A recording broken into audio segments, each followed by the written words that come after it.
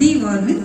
Worms అంటే పురుగులు, చిన్న చిన్న పురుగులు మన కడుపులో మనకు తెలియకుండానే ఉంటాయి. అంటే అపరిశుభ్రమైన ఆహారం తినడం ద్వారా అవి కడుపులో ఉంటాయి. ఎవరికైతే కడుపులో ఉంటుందో వాళ్ళు బయటికి బాత్రూంలో లెట్రిన్స్లోకి వెళ్ళకుండా బయటకు వెళ్ళినప్పుడు వాళ్ళు అక్కడ కూర్చున్నప్పుడు మల విసర్జన చేసిన తర్వాత క్లీన్గా ఉంటుంది. అక్కడ ఆడుకోవడము లేకపోతే ఈగలు అలాంటివి దాని మీద వాలినప్పుడు ఆ కాళ్ళకంతా కూడా వాటి వామ్స్ ఎగ్స్ ఉంటాయి, వాటి గుడ్లు అవన్నీ కాళ్ళకి, ఈగల కాళ్ళకి వాటికి ద్వారా అనుకుని ఆహార పదార్థాల మీద వాలినప్పుడు మనం అపరిశుభ్రమైన వాటిని అక్కడక్కడ అమ్ముతుంటారు కదా, అలాంటి మూతలు పెట్టకుండా ఉండే వాటిని మనం తినేసినప్పుడు అది మన నోటి నుంచి కడుపులోకి వెళ్ళిపోతుంది. వెళ్ళిపోయినవి ఏం చేస్తాయంటే కాంగా ఉండవు, లోపల పేగుని గోగుతాయి. చాలా ఉన్నాయి రకాలు మన కడుపులో ఉండే వాటిలో. అపరిశుభ్రంగా ఉన్నప్పుడు, పరిశుభ్రంగా ఉన్నప్పుడు ఏమీ ఉండదు, జాగ్రత్తలు పాటించినప్పుడు ఏమీ ఉండదు. కానీ ఇట్లా అపరిశుభ్రమైన ఆహారాన్ని తీసుకున్నప్పుడు మీరు పెద్దయితే తెలుస్తాయి వాటి పేర్లు. ఇప్పుడు జస్ట్ నులి పురుగులు, ఏలిక పాములు అని మాత్రమే అన్నారు. సైన్స్ దీంట్లో తీసుకుంటే మాత్రం వాళ్ళకి చాలా పేర్లు ఉన్నాయి.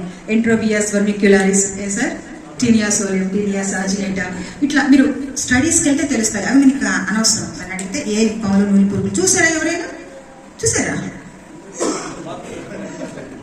ఇప్పుడు అందరూ ఇవి కదా సార్, ల్యాబరేటరీస్ కదా, బయట బయట అయితే సరే అవి ఎలా వస్తాయని చెప్తా. అవి ఆ పురుగుల డింబకాలు కడుపులోకి వెళ్ళిపోయి గుడ్లు వెళ్ళిపోతాయి. అది పగిలినప్పుడు డింబకాలు సార్ చిన్న చిన్న కదా, అవి కాంగ్ ఉండవు, పేగుని గోపుతాయి.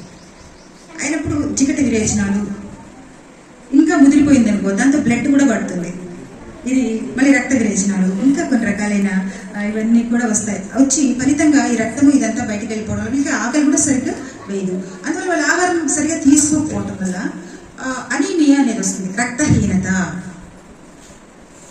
ఇప్పుడు మనకైతే మంచి ఫుడ్ పెడుతున్నారు స్కూల్లో, ఇంట్లో అమ్మ ఎక్కువ పెడుతుంది, స్కూల్లో కూడా పెడుతున్నారు. కాబట్టి మీకంతా పోషకాలన్నీ అందుతూ ఉన్నాయి. కానీ మీరు పరిశుభ్రంగా లేకపోతే హ్యాండ్ వాష్ అనేది చేసుకోవాలి. అవన్నీ కూడా ఇప్పుడు చూపిస్తారు.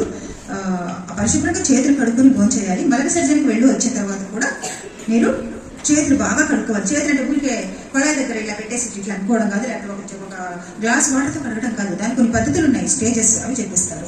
ఓకేనా? ఈ ప్రోగ్రామ్ మా స్కూల్లో చేస్తున్నాం, అన్ని స్కూల్స్లో చేస్తున్నాము సార్ అన్ని స్కూల్స్లో చేస్తున్నాము. 100% చేయాలని కలెక్టర్ గారి దగ్గర నుంచి ఒక ఆదేశాలు కూడా మాకు వచ్చాయి. మనం ఎప్పుడు చేస్తూ ఉన్నాము, ఈ సంవత్సరం కూడా చేయాలి. అందరూ ఆరోగ్యంగా ఉండాలన్నదే మా కోరిక, అందరి కోరిక. Thank you sir. ఈ ప్రోగ్రామ్ని మన